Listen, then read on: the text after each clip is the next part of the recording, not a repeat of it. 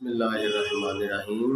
मैं मोहम्मद आज़म समीर आप लोगों के लिए नित नई मालूमात के साथ और मेरी मालूमात का मंबा व मखरज आसार कदीमा, cultural heritage, ancient architecture, history और तमाम ऐसी मालूमात होती हैं जो पुरानी तहज़ीबों, पुरानी जो आबादकारियाँ हैं उनसे रिलेटेड होती हैं। आज मैं आप लोगों के साथ एक और बहुत ही इम्पोर्टेंट इंफॉर्मेशन के साथ आया हूँ जो कि हड़प्पा शहर से रिलेटेड है। जो हड़प्पा है ये इंडस वैली सिविलाइजेशन जिसे हम तहज़ीब जो सिंध की तहज़ीब है उसका एक बहुत ही अहम जुज़ है हड़प्पा। हड़प्पा अगर हम ये कहें कि हड़प्पा तहज़ीब सिंध का कैपिटल था और ये स्टीरियोटाइप साइट थी या मदर साइट थी तो ये बेजाना होगा। हड़प्पा बहुत ही इम्पोर्टेंट शहर है अपने विरसे के हवाले से। ये हमें उन फोर फादर्स की याद दिलाता है जिनका ताल्लुक़ इस खित्ते से था। तो सबसे पहले हम बात करते हैं हड़प्पा है क्या। देखिए, इंडस वैली सिविलाइजेशन या वादी सिंध की तहज़ीब जिसका गहवारा कल्चर और सिविलाइजेशन को बहुत ही ऐसन तरीके से अपने अंदर समोए हुए है, वो शहर हड़प्पा के गिर्द घूमता है। अगर हम ये कहें कि अगर हड़प्पा ना होता और अगर हड़प्पा की रीडिस्कवरी ना हुई होती 1920 में तो हमें इस तहज़ीब के बारे में ज़्यादा पता ना चल पाता। हड़प्पा इंडस वैली सिविलाइजेशन के जो 5 बड़े मेट्रोपॉलिटन सिटी थे उस दौर में, उनमें हड़प्पा एक था। ये 5 बड़े मेट्रोपॉलिटन सिटी कौन से थे? उनमें पाकिस्तान में 3 हैं, 2 भारत में हैं। मोहनजोदारो है, हड़प्पा है, गनवेरी वाला है, ये 3 पाकिस्तान में है। धूलावीरा और राखागिरी जो है वो भारत में है। इसके साथ साथ लोथल और कालीबंगन ये भी बहुत इंपॉर्टेंट सिटीज़ हैं, और कोट डीजी और मेहरगढ़ ये इनकी अर्लियर फेजेस हैं।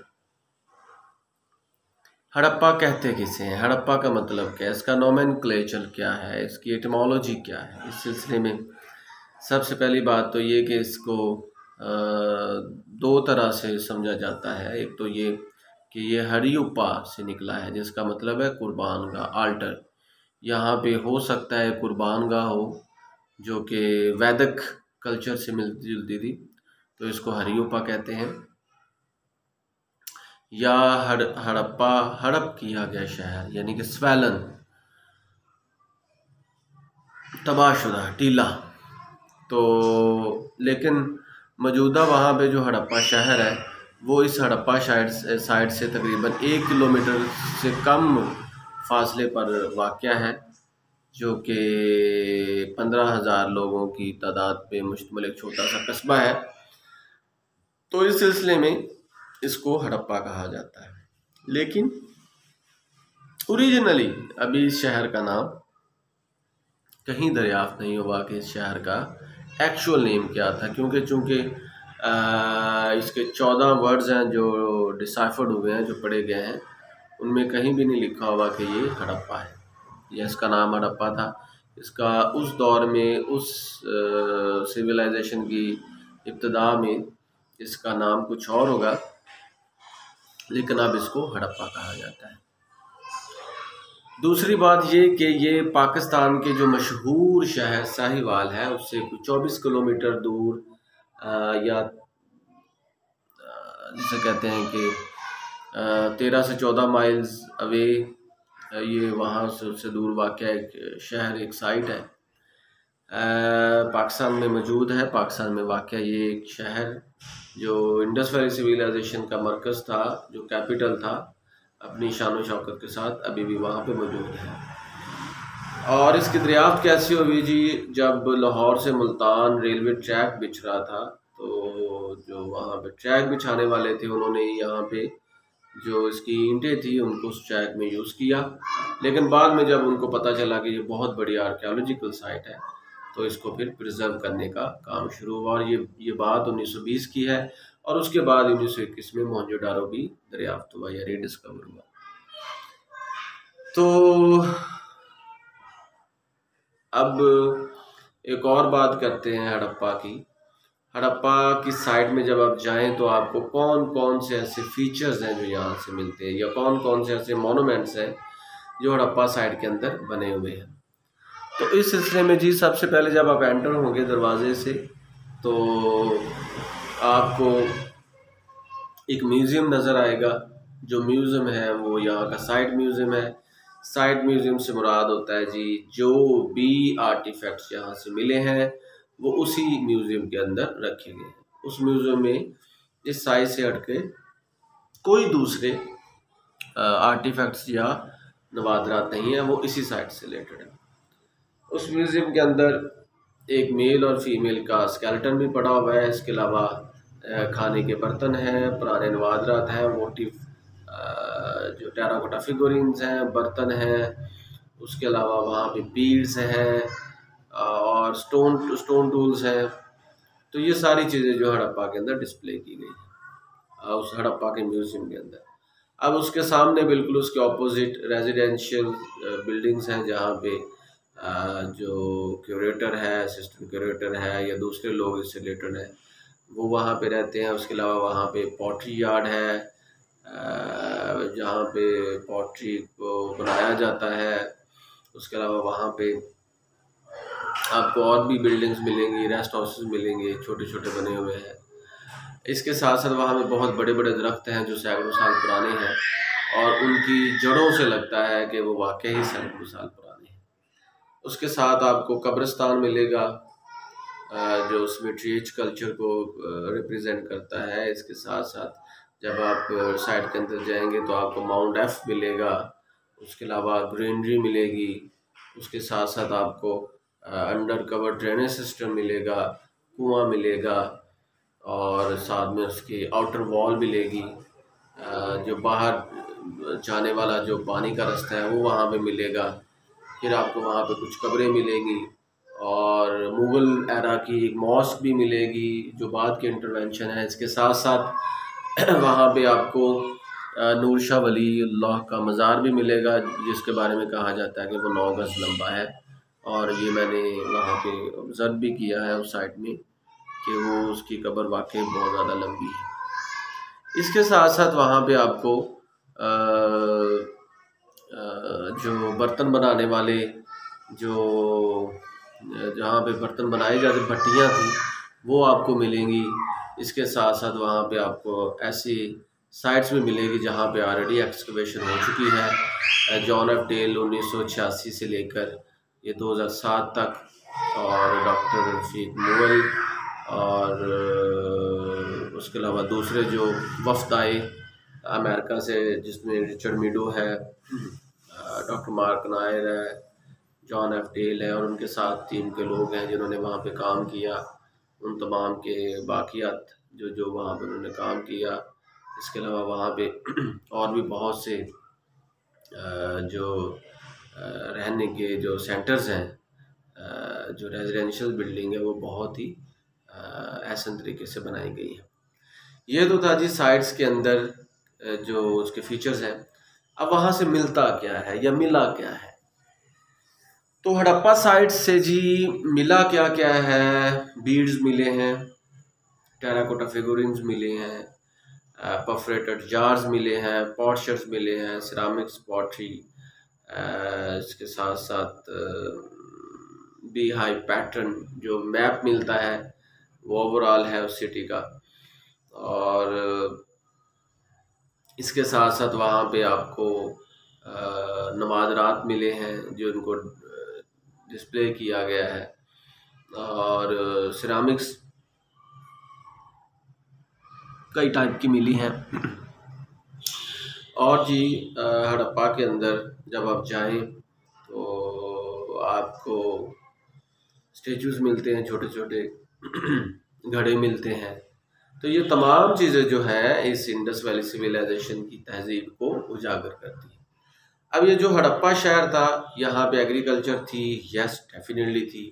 लोग काश्तकारी करते थे वीट की, बारले की, और इसके साथ साथ बहुत सारी सब्जियां थीं, उनकी काश्त होती थी, चावल की काश्त थी यहाँ पे। इसके साथ साथ एक और चीज़ कि यहाँ का आर्किटेक्चर कैसा था, तो there was no direct access to the houses.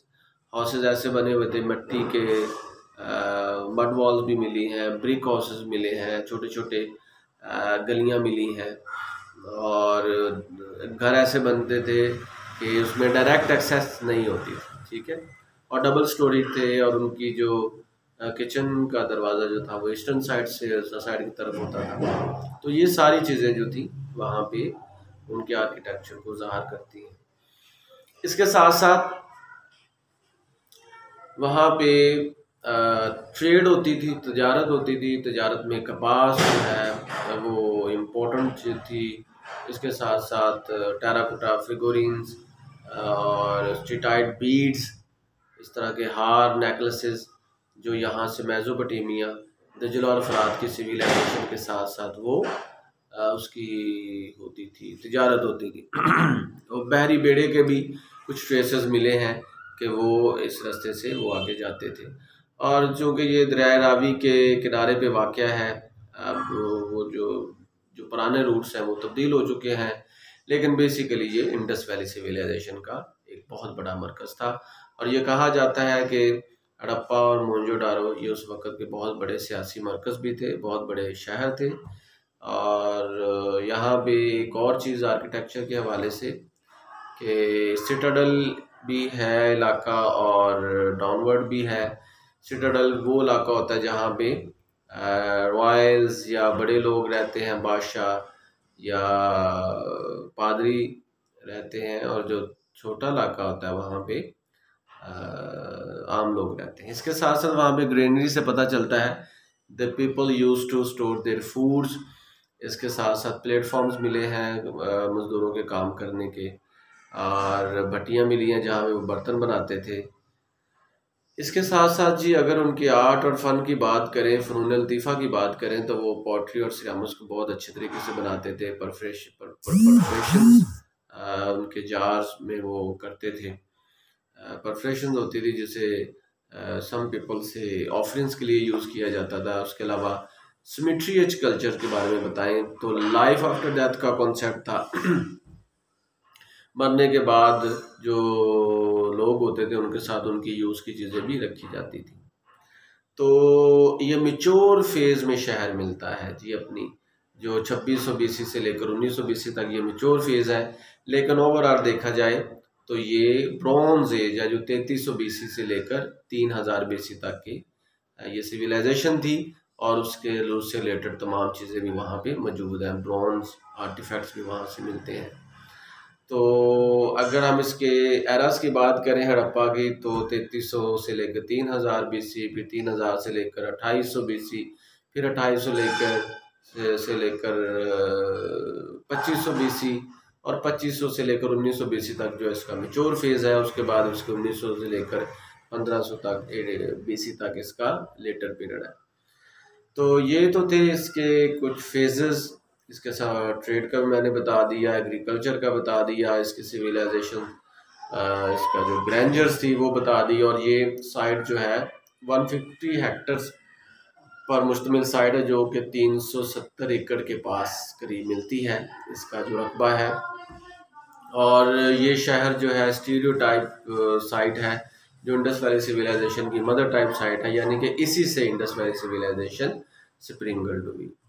और इसके साथ साथ अगर देखा जाए तो उसके तजारती जो इंडस वैली सिविलाइजेशन के अंदर ये मोहनजोदारो, गनवेरी वाला, धोलावीरा, राखीगढ़ी, इन तमाम से इसके तजारती मरासम थे।